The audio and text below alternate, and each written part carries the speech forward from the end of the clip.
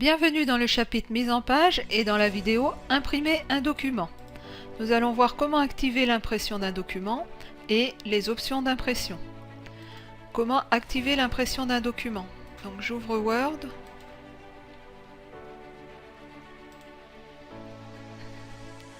J'ouvre le document qui se trouve dans les ressources de cette vidéo et qui s'intitule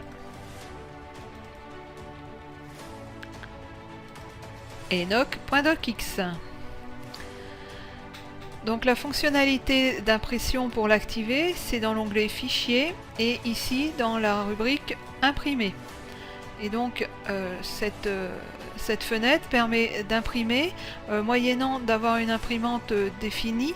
Alors vous pouvez imprimer soit sur une imprimante physique, soit éventuellement d'imprimer dans un fichier PDF. Donc a priori vous êtes en mesure d'avoir toujours une imprimante de disponible, soit physique, soit à travers le PDF. Alors nous allons détailler les options d'impression. Alors les options d'impression, il y en a un petit peu. Donc tout d'abord ici on a la possibilité d'imprimer plusieurs copies, donc voilà, en incrémentant ou en saisissant le nombre directement. Donc ça c'est une chose. On a la possibilité ici de choisir l'imprimante que l'on veut pour imprimer le document. On a accès aux propriétés même de l'imprimante, donc qui sont particulières selon les différentes imprimantes. Et ensuite ici on a différentes options que sont donc soit d'imprimer toutes les pages du document, soit d'imprimer la page active, soit une impression personnalisée, donc en entrant le numéro des pages ou des sections ou des plages spécifiées. On a la possibilité d'imprimer le descriptif du document, donc de la liste des propriétés telles que l'auteur, le titre, etc. Et de pouvoir également imprimer les marques de révision s'il y en avait sur le document. On a la possibilité d'imprimer les pages paires ou les pages impaires uniquement. Donc ici, si je rentre des numéros de pages, Word va imprimer uniquement les numéros de pages que je vais avoir rentrés. Alors à savoir que pour mettre une suite continue de pages, je mets le numéro de page tiré et la page de fin de ma plage que je veux imprimer. Et si je veux imprimer des pages séparées qui ne se suivent pas, je mets un point virgule entre chaque page et entre chaque plage de page.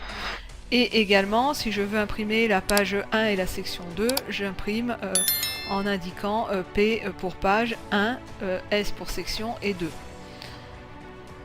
Je peux faire une impression recto uniquement ou imprimer alors en recto verso selon les capacités de votre imprimante. Ce sera soit du recto verso manuel, soit du recto verso automatique. Tout dépendra de l'imprimante que vous avez. Ensuite, vous pouvez assembler les copies, donc soit en assemblant à la suite 1, 2, 3, etc. Donc en faisant des paquets en fait du document, des paquets complets du document, soit non assemblés, vous aurez toutes les pages 1 d'abord, toutes les pages 2 ensuite, toutes les pages 3 à la suite, etc. Donc à vous de voir l'intérêt de soit assembler ou non assembler vos pages. Si vous avez un document comme celui-ci, il est préférable d'assembler les pages et de faire des impressions quand vous avez plusieurs copies, des impressions qui soient en fait le document pour plusieurs destinations.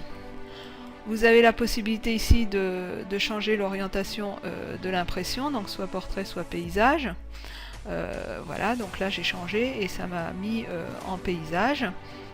Vous avez la possibilité de changer le papier, enfin la taille d'impression.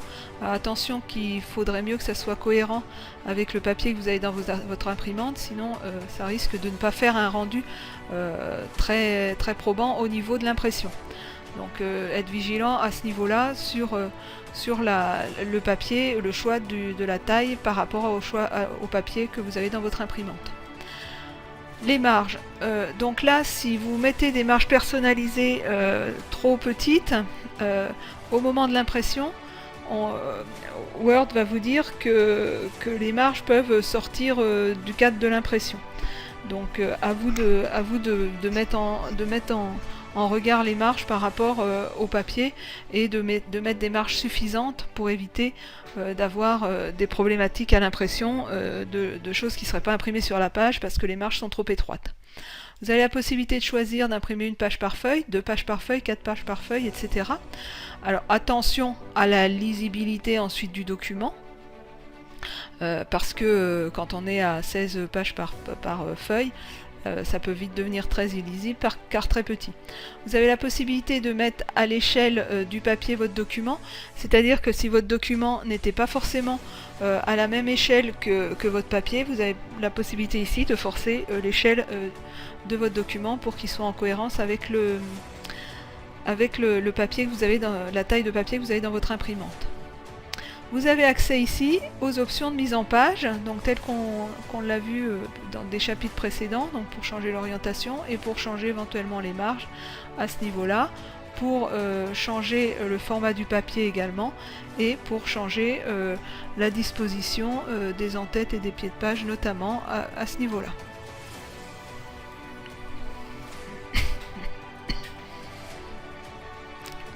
Qu'avons-nous vu dans cette vidéo? Comment imprimer un document, donc comment accéder à la fonctionnalité d'impression, donc par l'onglet Fichier, et ensuite la fonctionnalité imprimer, et nous avons détaillé les options d'impression, juste une attention particulière sur les marges par rapport à l'impression et sur le risque d'avoir des marges trop étroites, et également d'être en cohérence entre la taille du document et le papier, et la taille du papier, de façon à avoir une impression correcte au niveau de l'imprimante.